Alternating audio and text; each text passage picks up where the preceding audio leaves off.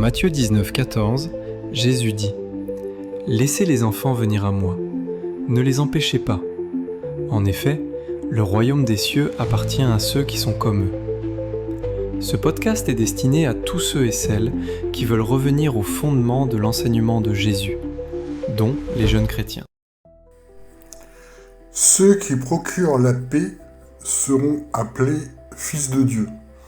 C'est la suite de l'enseignement du sermon sur la montagne adressé aux disciples. Précédemment, on a vu en Matthieu 5,8 « Heureux ceux qui sont purs de cœur parce qu'ils verront Dieu ». Et la suite, donc, Matthieu 5, versets 9 à 12 « Heureux ceux qui procurent la paix parce qu'ils seront appelés fils de Dieu ». Et ça continue par « Heureux ceux qui sont persécutés à cause de la justice parce que le royaume des cieux est à eux.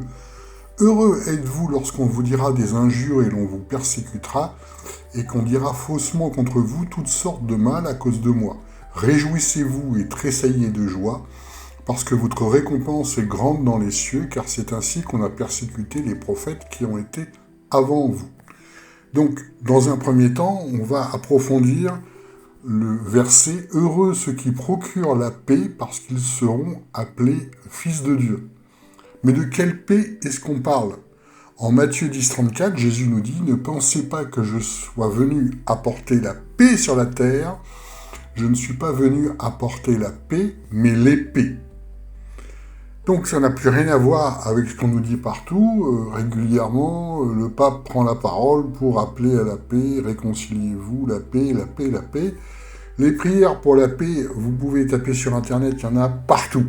On doit prier pour la paix dans le monde, alors même que je rappelle que le Dieu dont on parle, dans l'Ancien Testament, on l'appelle l'Éternel des armées, alors même que Jésus nous dit qu'il faut que ces choses arrivent, que les nations vont être dans la guerre les uns contre les autres, ce sont les prémices de l'Apocalypse.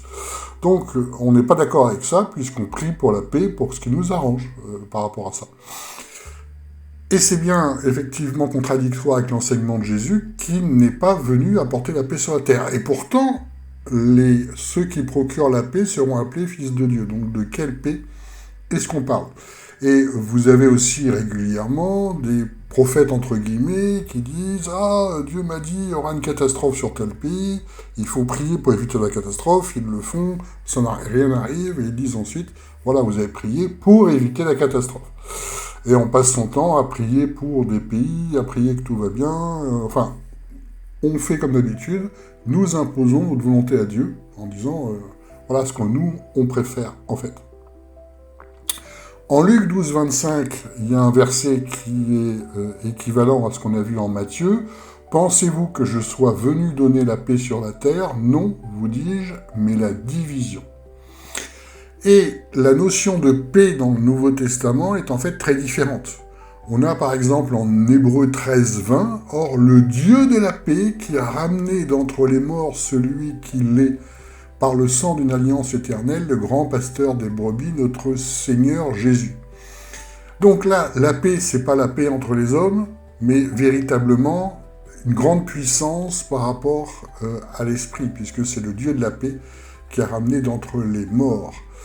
Et un autre passage sur le même sujet nous dit bien que c'est cet esprit qui a ramené effectivement d'entre les morts. Dieu a ramené par l'esprit.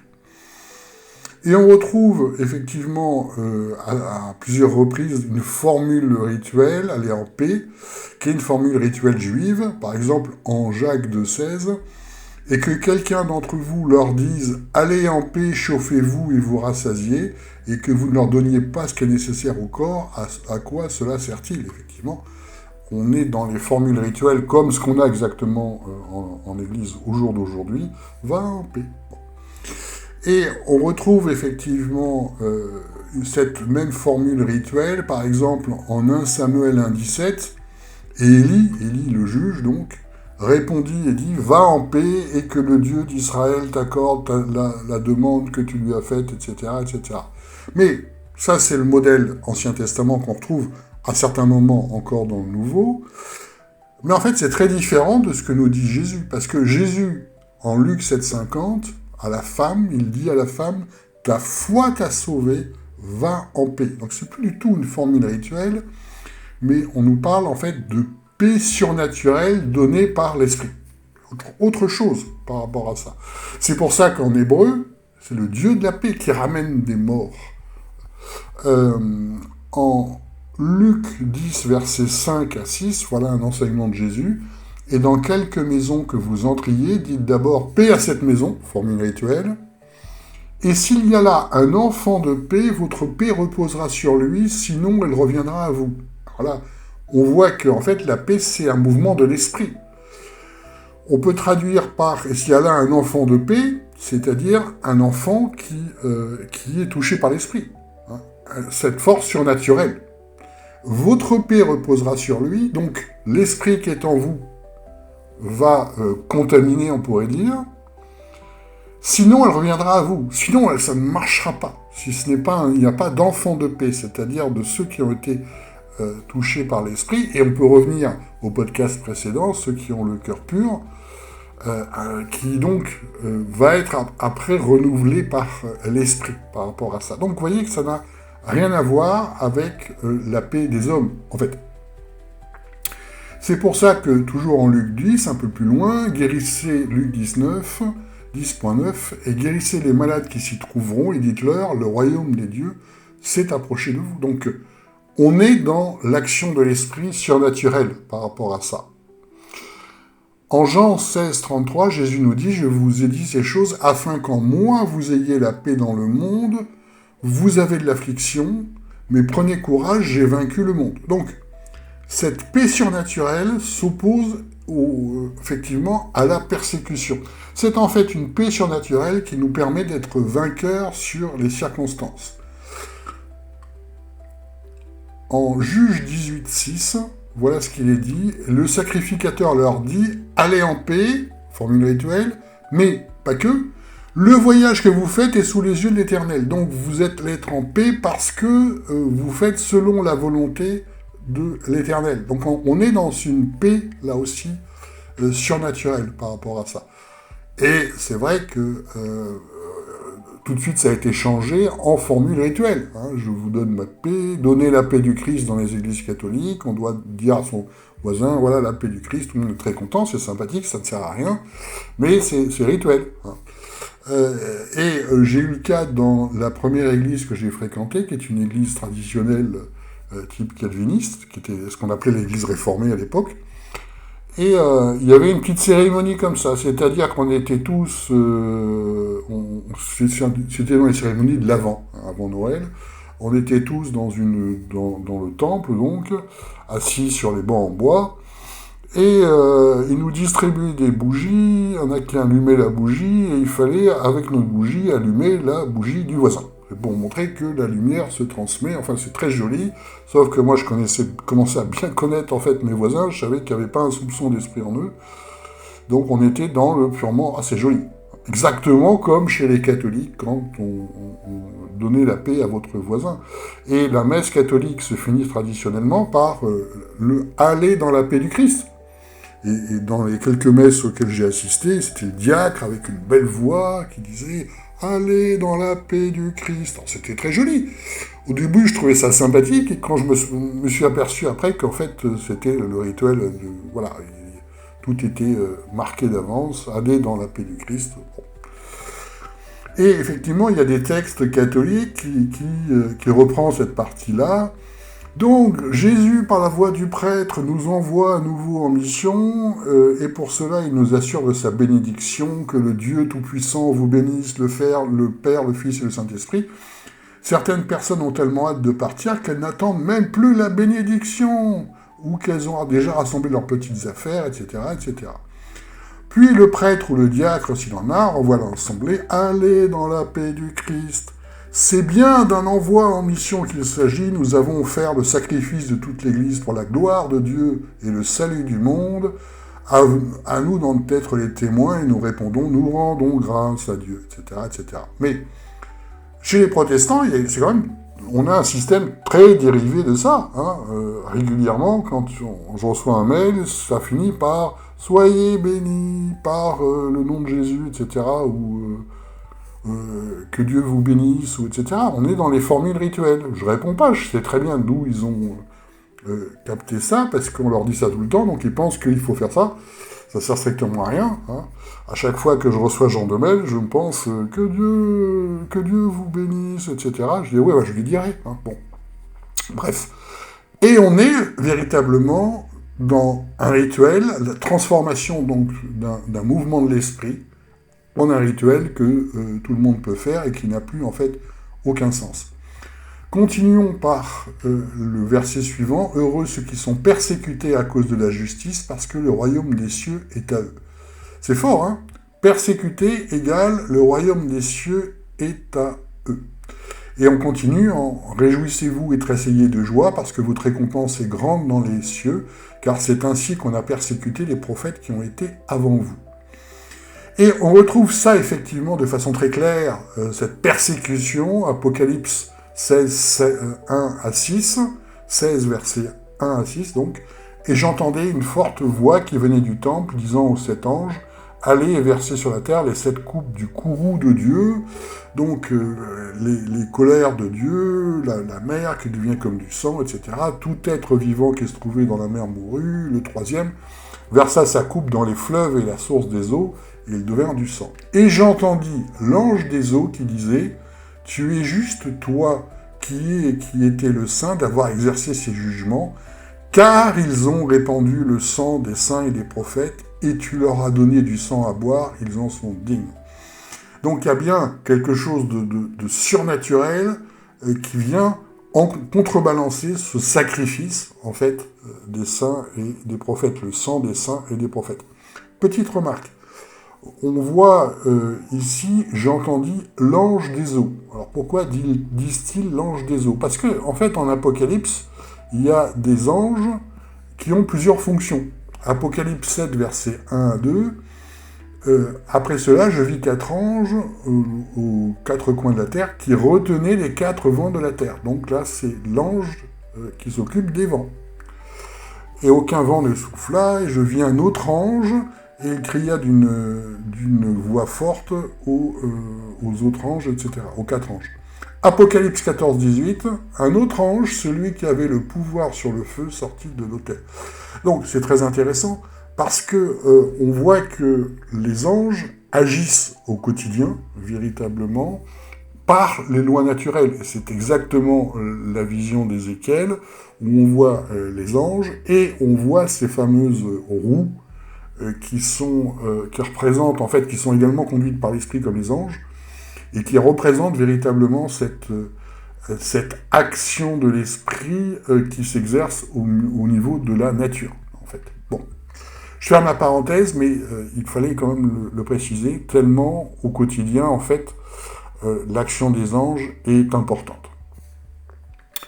On continue avec cette persécution, Apocalypse 6, versets 9 à 11, « Et quand il ouvrit le 5e sceau, je vis sous l'autel les âmes de ceux qui avaient été égorgés pour la parole de Dieu et pour leur témoignage. » Je passe, « Et il leur fut donné à chacun des robes blanches. » Alors c'est très intéressant, parce que c'est par leur obéissance qui va jusqu'au sacrifice que leur a été donné des robes blanches. Ils ont été égorgés pour la parole de Dieu et pour les témoignages. Et il leur fut dit de se tenir en repos encore un peu de temps, jusqu'à que se furent complets le nombre de leurs compagnons de service et de leurs frères, qui devaient être mis à mort comme eux.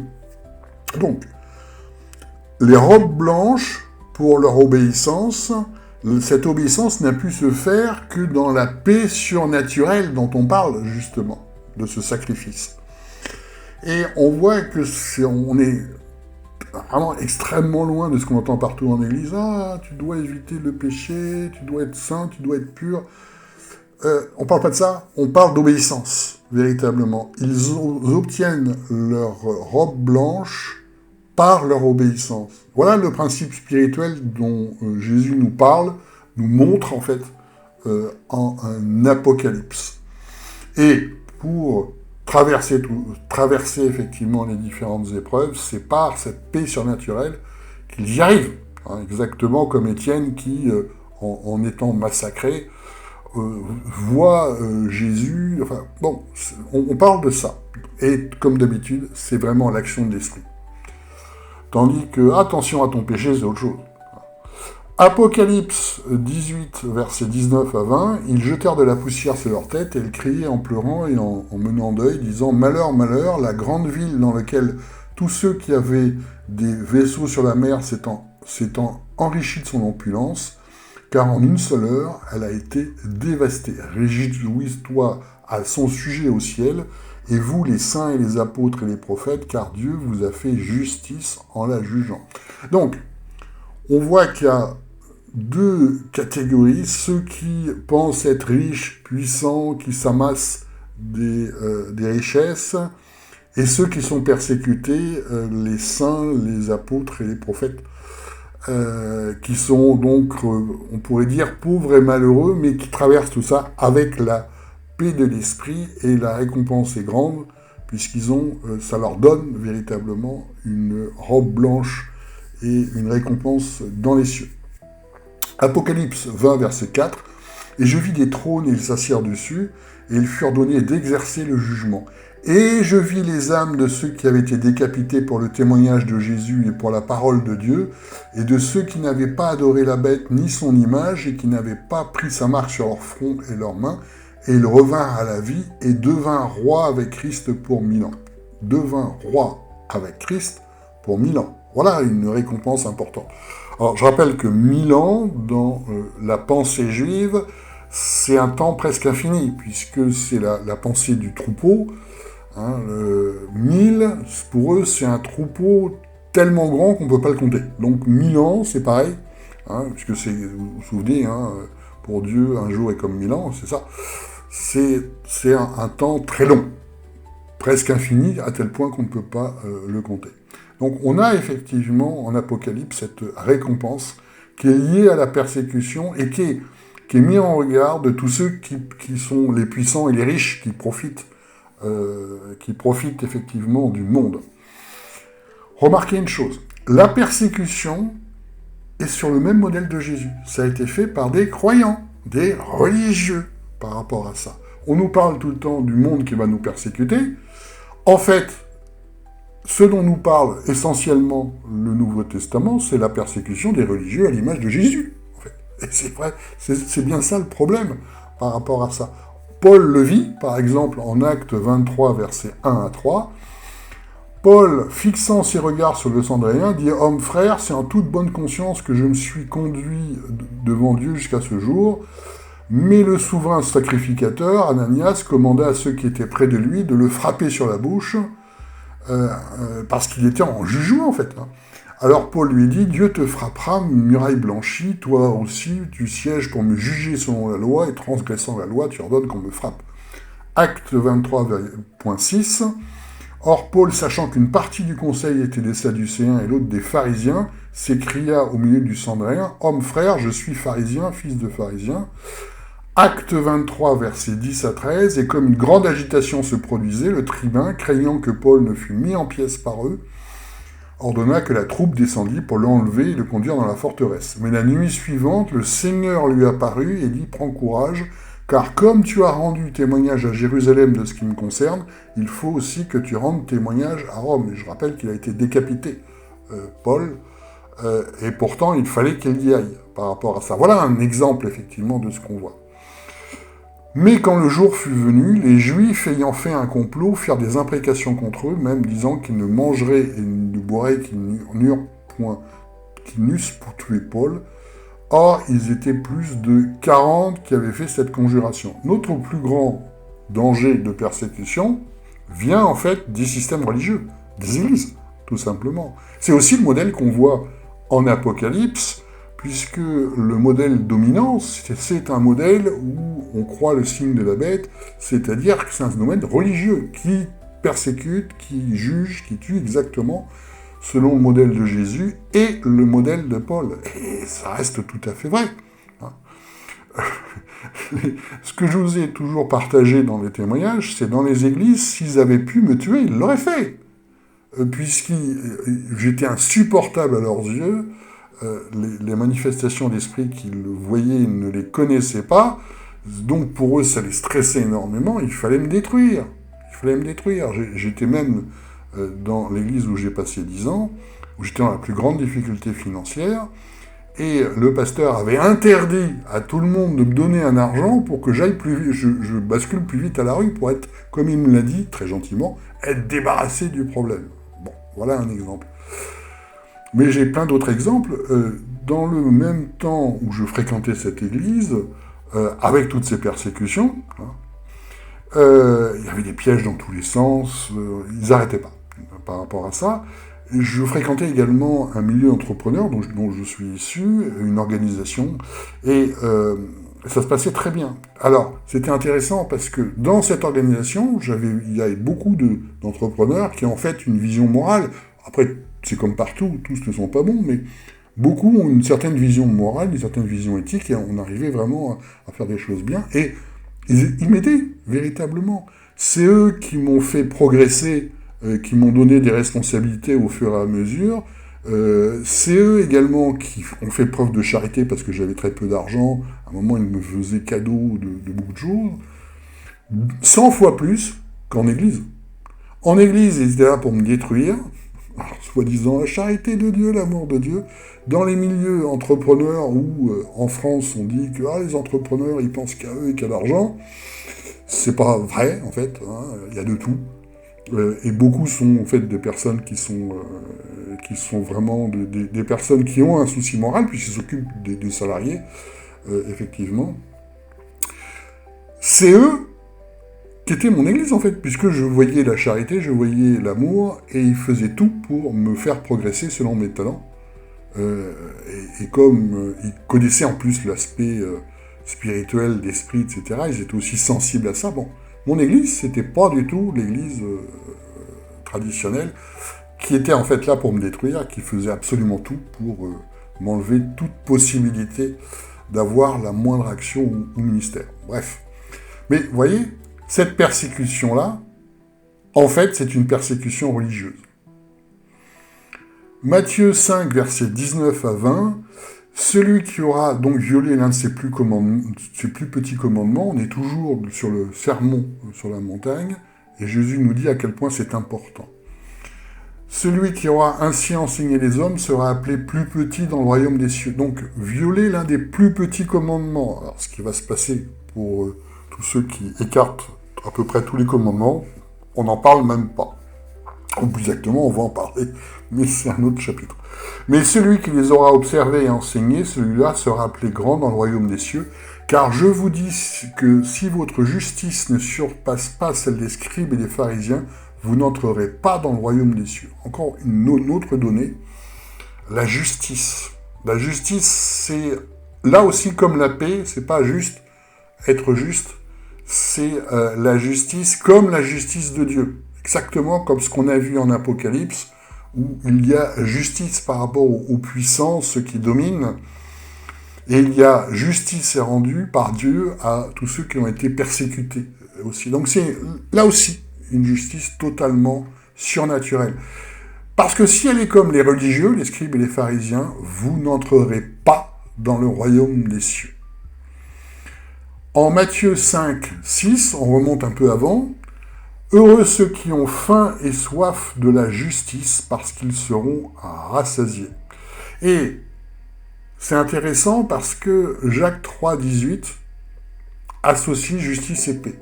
Le fruit de la justice se sème dans la paix pour ceux qui procurent la paix. Donc, on parle de quoi?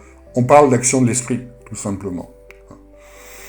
C'est surnaturel, c'est pas une action purement humaine, parce qu'il y a aussi une justice des hommes, et cette justice des hommes est aussi voulue par Dieu, mais on parle de la justice de Dieu, qui est une justice telle qu'on le voit effectivement en Apocalypse. Ça n'a à peu près rien à voir en termes de dimension. Et cette justice et cette paix, vous pouvez effectivement le vivre parce qu'on a en fait un rayonnement d'esprit autour de nous. C'est pour ça que Paul pouvait guérir avec ses vêtements, avec Pierre, on voit avec son ombre, etc. C'est qu'on a un rayonnement d'esprit qui fournit aux personnes effectivement une paix.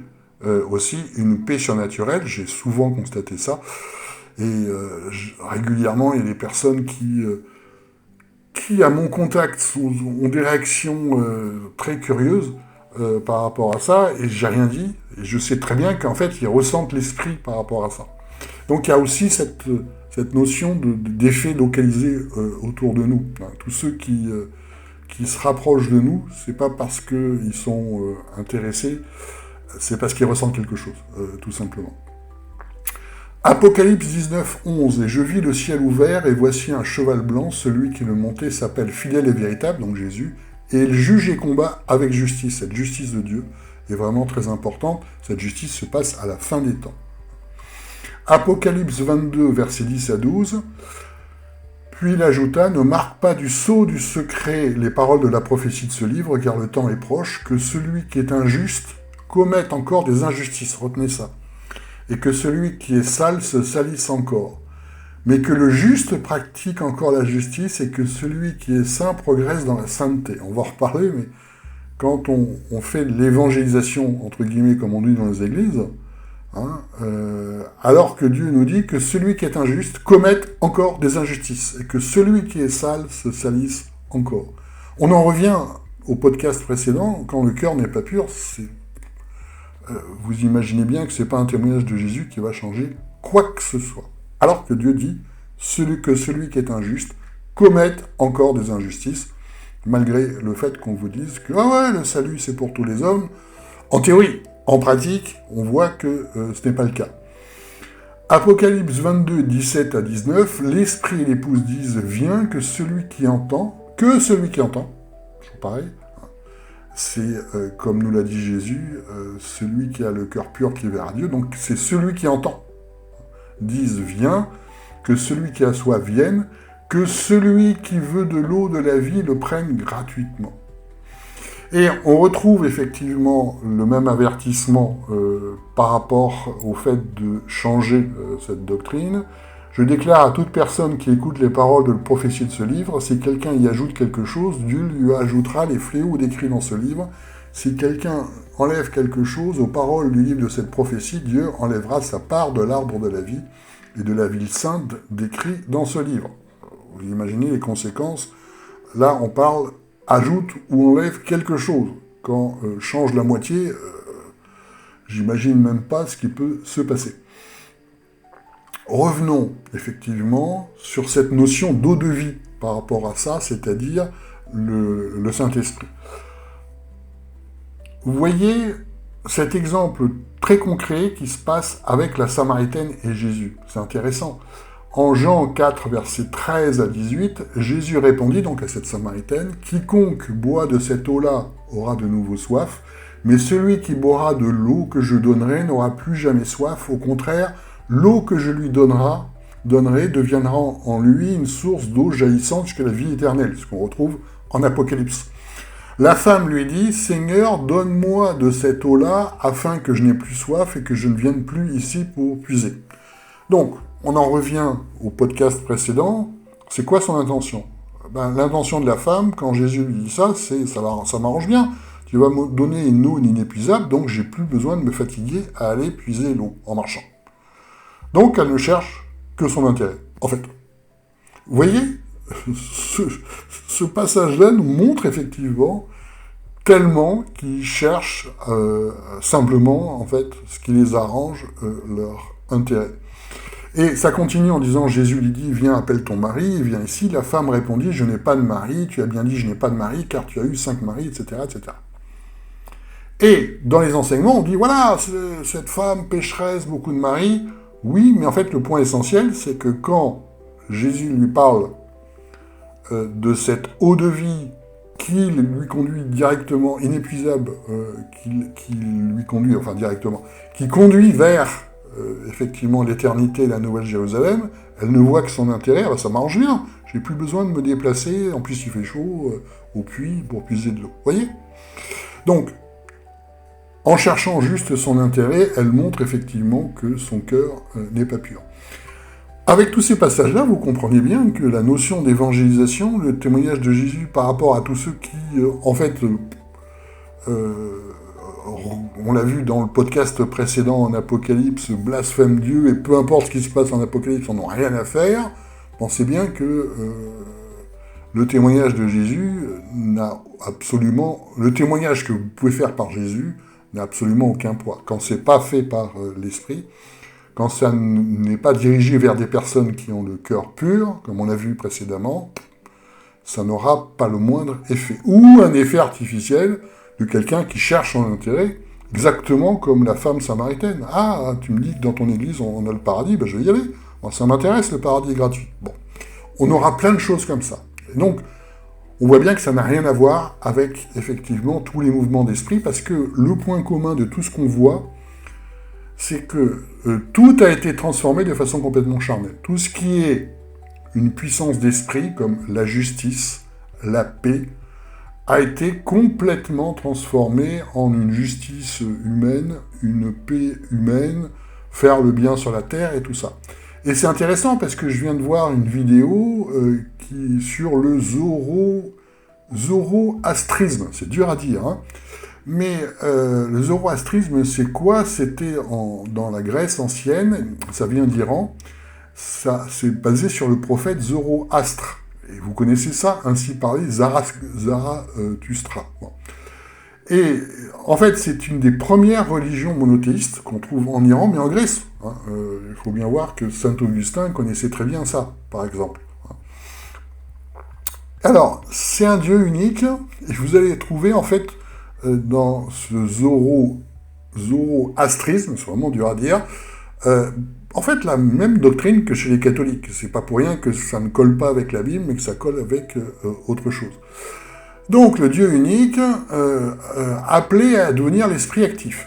Tiens, tout homme, selon Zoroastre, a le choix entre le bien et le mal. Chacun est donc responsable des choix qu'il fait sur cette terre, etc. Donc, il y a deux forces, l'esprit du bien, de la vie, de l'intelligence et de la lumière, et l'autre esprit du mal, de la non-vie et de l'erreur. Les deux ont été créés par le Dieu unique. Bon. Alors, quand il montre, effectivement, dans cette petite vidéo, l'esprit du mal, ben, en fait, vous trouvez le diable catholique, vous savez d'où ça vient? Ça vient, en fait, du zoroastrisme, parce qu'il est avec des cornes, il est avec des cornes, il est avec des sabots. Ah ben voilà, pourquoi il y a cette représentation, ça n'a rien à voir, évidemment, avec la Bible, c'est du zoroastrisme, l'esprit du mal. Donc, le livre sacré des Zoroastriens, c'est un recueil de textes et de prières qu'ils récitent quotidiennement, ça vous dit quelque chose. Bon. Donc, l'orientation de pensée les incline à agir en fonction des trois grands principes du fondement de la religion, bonne pensée, bonne parole et bonnes actions avec la charité, il faut donner aux pauvres. Donc, il faut faire ça, il faut faire des bonnes pensées, des bonnes paroles et des bonnes actions. Et c'est très important parce que ces bonnes paroles, bonnes pensées, bonnes paroles, bonnes actions va permettre de répandre le bien sur terre qui va aider Dieu à rétablir le bien sur terre. En fait, c'est la doctrine catholique. Donc, alors il y a un salut aussi, soit on part en enfer ou au paradis selon ses actions terrestres en attendant la résurrection finale. Donc, l'enseignement de Zoroastre insiste sur l'importance de quoi? De la prière, de l'humilité et du don de soi. On trouve tout ça exactement chez les catholiques, et c'est différent, bien sûr, de ce qu'on trouve dans le Nouveau Testament. Donc voilà, il y aura effectivement une victoire finale qui donne lieu à la régénération du monde, dans lequel la création retrouvera sa perfection d'antan. Dieu établira alors son royaume sur terre, les méchants seront réduits à l'impuissance et la félicité régnera. Ça, c'est une doctrine qu'on retrouve beaucoup chez les protestants, où c'est la justice qui va régner sur terre, alors que la terre, en fait, va disparaître, et il n'y a plus que la Nouvelle Jérusalem. Donc, vous voyez à quel point toutes ces doctrines, qui ne nécessitent absolument pas l'esprit, qui viennent d'ailleurs, mais qui plaît aux hommes, hein. On fait des bonnes actions, on fait des mauvaises actions, attention à tes pensées, oh là là. Tout ça pour faire le bien, pour répandre le bien sur la terre, et puis Dieu sera content quand il viendra, il va rétablir sa justice, etc., etc. Vous avez entendu ça, et ça n'est pas véritablement dans la Bible, c'est autre chose. Et là, c'est issu en fait du zoroastrisme. À chaque fois qu'on voit des mouvements de l'esprit, ça a été transformé par quelque chose de charnel.